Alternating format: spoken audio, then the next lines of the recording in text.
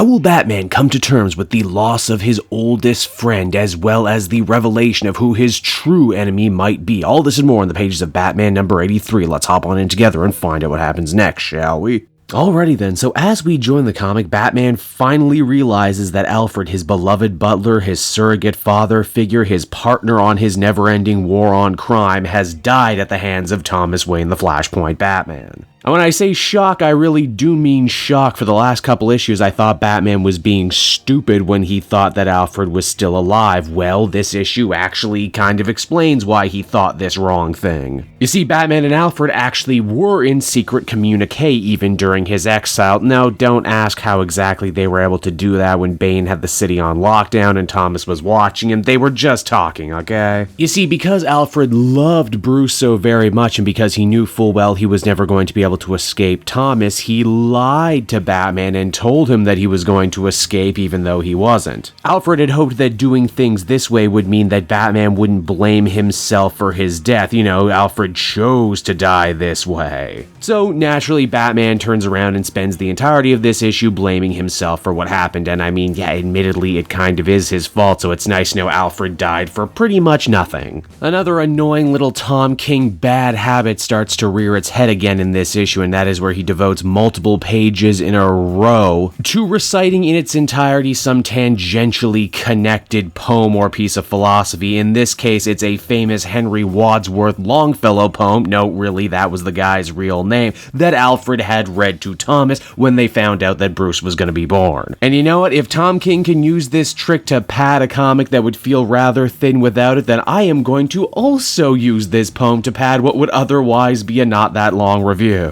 I have you fast in my fortress, and I will not let you depart, but put you down in the dungeon in the round tower of my heart, and there I will keep you forever, yes, forever and a day, till the walls shall crumble to ruin, and the molder in the dust away. The truly hilarious thing is that this comic actually has 2 full-length Wadsworth poems in it. Alright then, so how exactly does Batman deal with this great tragedy? Not only the death of one of his closest friends and his dearest father figure, but also the realization that maybe there is no good death, and that maybe Alfred was pretty stupid for allowing Batman to war on crime and corruption as Batman, when in the back of his head all he ever really thought Batman was a way for him to die. Oh, I know, he has himself a little hissy fit and breaks everything that's around him in an act of pure impotent rage. Hey, remember back during the trial story arc when Batman did the very same thing? It's nice to know he's grown absolutely zero since that moment. But eventually the story has to catch up with our hero. The wall that Batman has been trying to punch down this whole time is blown up by Catwoman, who along with the rest of the Bat family has had her mind taken over by the Psycho Pirate. And yes, despite the fact that this story is still called The City of Bane, it's Thomas Wayne the Flashpoint Batman who reveals himself to be the true villain, and that all of this has been part of some larger crusade to try and get Bruce to stop being Batman. Is this finally enough? I've taken your city, I've taken the woman you love, I've killed your father figure. No, stop asking perfectly logical questions like how did I survive the destruction of the Flashpoint universe, how did I first meet Bane, and also why the Psycho Pirate, despite being the most powerful person in this situation, just keeps taking orders from anyone who gives them to him. In fact, stop talking altogether. Even though we just got over a big fight in the previous issue, it's time for us to all fight again as the comic comes to a close. And so that was Batman issue number 83, and believe it or not, I was actually a little conflicted on this issue. On one hand, I actually kind of enjoyed Tom King's eulogizing of Alfred Pennyworth, both here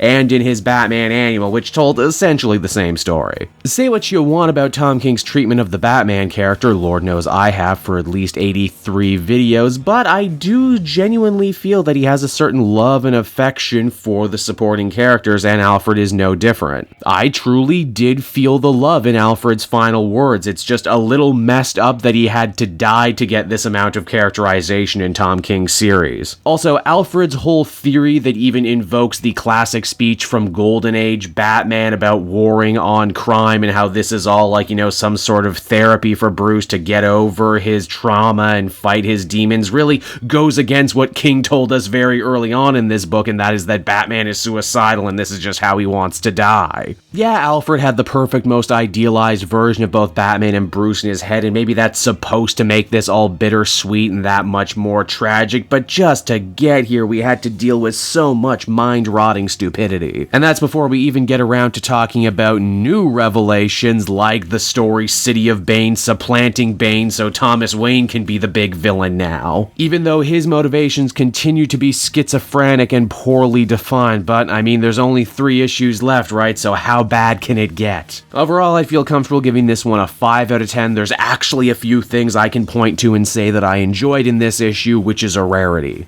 Hey there everyone, Caped Joel again, and I want to thank you so much for watching to the end of the video. As always, if you liked what you see, be sure to like, subscribe, comment. It really helps drive engagement and helps me out too. Also, if you are a patron, which you can become for as little as $1 a month, you will get exclusive content that no one else can ever see, and you'll get to see the Comic Multiverse podcast before anyone else too. You can check out all this and more down in the description. And until next time everyone, this has been Caped Joel, and I'll see you all next time. Cheers.